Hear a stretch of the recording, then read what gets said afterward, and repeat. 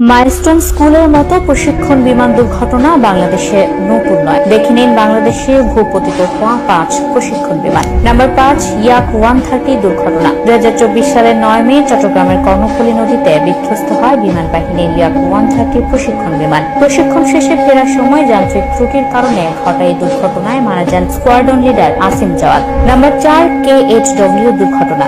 2018 সালে বিমান বাহিনীর রাত্রিকালীন প্রশিক্ষণ বিমান KHW বিধ্বস্ত হয়ে পড়ে যশোরে। এতে স্কোয়াড্রন লিডার মোহাম্মদ সিরাজুল ইসলাম এবং এনায়েত কবির পলাশ নিহত হন। নাম্বার 3, কক্সবাজারের ইয়াক 130 দুর্ঘটনা। 2017 সালে কক্সবাজারের মহেশখালীতে 2টি ইয়াক 130 বিমান প্রশিক্ষণের সময় মাঝ আকাশে বিধ্বস্ত হয়। তবে 2 বিমানের 4 জন পাইলটই প্যারাশুট নিয়ে ইজেক্ট করায় বেঁচে যান। নাম্বার 2, সেন্সা 152 দুর্ঘটনা। 2015 সালে রাজশাহীতে বাংলাদেশ ফ্লাইং একাডেমি সেন্সা 152 প্রশিক্ষণ বিমান টেক অফের সময় প্রযুক্তিগত ত্রুটির কারণে আগুন ধরে যায়। এতে প্রশিক্ষণার্থী পাইলট তামান্না এবং তার ইনস্ট্রাক্টর প্রাণ হারান।